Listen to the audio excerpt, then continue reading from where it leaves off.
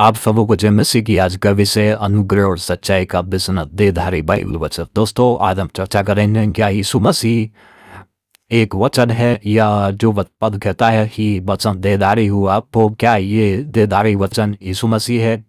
और अगर ये वचन यीशु मसीह को दर्शाता तो क्या ये जन्म से पहले कोई सेंटेंस, कोई आयत था? क्या एक शब्द था जो हम बोलते और हवा में उड़ जाने वाला एक शब्द के जैसा था? दोस्तों इसकी क्या सच्चाई, इसके बारे में हम लोग दोस्तों जानेंगे। वचन जैसे इन व्यक्ति वचन के बगैर हम कुछ भी बोलते हैं, बातचीत करते हैं, तो वचन से, शब्दों से हम लोग बातचीत करते हैं। और जब से आप अस्तित्व में आए हैं, जब से आपका जन्म हुआ, तब से आपके अंदर शब्द मौजूद है। और दोस्तों ऐसे ही जब से परमेश्वर है तब से वचन है, और वचन भी उतने पुराना जितना कि परमेश्वर है। बाइबल कहती है परमेश्वर अजन्मा है और अजय अमर है, और वो जो है अनादि और अनंत है। तो वचन भी अनादि और अनंत है और वो भी परमेश्वर के साथ उतना ही पुराना है। दोस्तों वचन जो परमेश्वर में है और परमेश्वर अपने वचन में है। और जैसे योना 1:1 में कहता है कि आदि में वचन था, वचन परमेश्वर के साथ था और वचन परमेश्वर था। दोस्तों योना अपने उस समय की बात करता है जब वो उस वचन के साथ रहा। योना कहता है कि हमने वचन को अपनी आंखों से देखा, हमने छुआ और महसूस किया। ये जीवन का वचन है दोस्तों। और ये जो है यीशु कोई ऐसी आयत, कोई सेंटेंस नहीं है जैसे हम बोलते हैं, वरन ये उसका एक नामों में से एक, उसका जो है वचन, उसका हम कह सकते हैं कि उसका नाम है। दोस्तों कैसे? जैसे सूरज, परमेश्वर आप जैसे कि सूरज है और सूरज सारी दुनिया को ऊपर प्रबल है और दिखता है, लेकिन वो आप धरती पर नहीं आता है।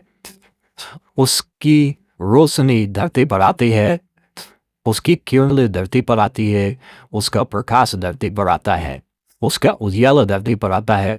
मैंने आपको 4 नाम बता दिए उस सूरज से, सूरज का जो हिस्सा धरती पर आता है। और वैसे ही वो सूरज, उस सूरज से जो उसका प्रकाश धरती पर आता है, वो मनुष्यों के बीच में रहता है। हम देखते हैं, उसमें चलते हैं, उसमें फिरते हैं, लेकिन फिर भी वो हमारे बीच में होने के बावजूद भी सूरज से अलग नहीं होता है। और सूरज में दोस्तों वर्तमान में बना रहता है, एक ही समय में यहाँ पर भी और एक ही समय में वो सूरज में भी बना रहता है। तो वचन भी यानी ऐसा ही है, पुत्र ऐसा ही है, वो देहधारी हुआ। उसने हमारे जो है अनुग्रह और सच्चाई के लिए उसने चुना ताकि हमारे ऊपर परमेश्वर का अनुग्रह हो सके और परमेश्वर की सच्चाई हम तक आ सके। दोस्तों जो वचन है, हम जो है ये इब्रानी उत्तरे अध्याय में कहता है कि पुत्र अर्थात यीशु मसीह परमेश्वर की महिमा का प्रकाश है। जी हाँ, महिमा का प्रकाश है। और वो परमेश्वर के लिए, परमेश्वर का जैसे वो आयदा है। पिता और पुत्र, यीशु ने कहा मैं और पिता एक है। तो इसका मतलब क्या हुआ कि पिता और पुत्र एक होने का मतलब क्या है? क्या वो एक ही है? क्या वो अलग नहीं है? अगर एक है तो यीशु ये क्यों कहते हैं कि मेरी उस महिमा वैसे महिमा कर जो जगत की उत्पत्ति से पहले मेरी तेरे साथ थी। दोस्तों इस बात के लिए हम सीखेंगे, और ये बात ये है कि यीशु और पिता एक हैं। एक होने का मतलब ये है कि पुत्र का और पिता का अलग व्यक्तित्व भी है, अलग अस्तित्व भी है, लेकिन उनकी पर्सनालिटी एक है। एक मतलब कैसे कि वो तुम्हारे के नेचर में एक है।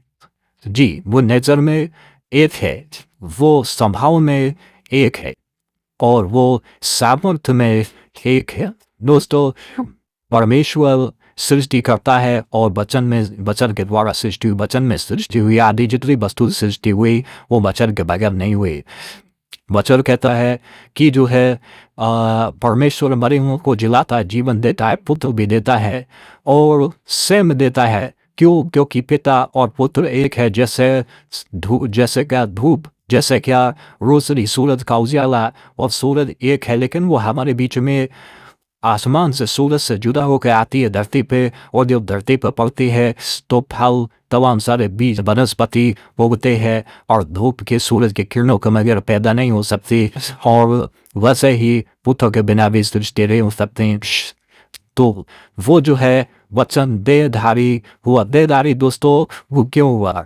उसने एक शरीर को धारण किया, अर्थात तो वो एक देह में हुआ और उसने डेरा किया। डेरा पुराने नियम में तंबू में चलता था। परमेश्वर का एक तंबू बनाया जाता था जिसे बिना वाला तंबू कहते हैं, और उसमें केवल माए आजा ही लोग जा सकते थे साल में एक बार, और आम प्रजा उसको कभी नहीं देख पाते, कभी नहीं चल पाते थे, उसमें कभी नहीं घुस पाते थे। लेकिन परमेश्वर ने यह अनुग्रह किया अब जो है वो सच्चाई जो गुप्त में थी वो अब सबके सामने आ जाए, और ये अनुग्रह सबको मिले कि सब उस डेरा को छू सके, सब उसके अंदर जा सकें और सब उसको महसूस कर सके। इसीलिए जो है यीशु वो जो डेरा था, वो तम्बू था, वो अब चलता फिरता तम्बू और डेरा अब हमारे और आपके बीच में है। हम और आप उसको देखते हैं, महसूस करते हैं, उसमें चलते हैं, उसमें हम लोग फिरते हैं। और दोस्तों हमारे पास वह सच्चाई है, वो पुत्र के कारण आई, वो वचन के कारण आई, और अनुग्रह भी हमको मिला कि हम उद्धार पाएं और हम आनंद जीवन के वारिस हो। हमको ये अनुग्रह परमेश्वर ने किया कि हम उसके पुत्र कहलाएं, वरन हम जो है उसके वारिस भी ठहरे। दोस्तों हम और आप अब इस दुनिया में यीशु मसीह परमेश्वर की महिमा का प्रकाश है, और हम यीशु की महिमा का ये प्रकाश हैं। दिया पुत्र पिता में है और हम पुत्र में है दोस्तों। तो वचन देहधारी हुआ, अनुग्रह और सच्चाई से परिपूर्ण होकर हमारे बीच में फेरा किया, और हमने उसकी ऐसी महिमा देखी जैसे पिता के इकलौते भी। दोस्तों आज के वचन में इतना ही। हमारे साथ जुड़ने के लिए बहुत बहुत धन्यवाद।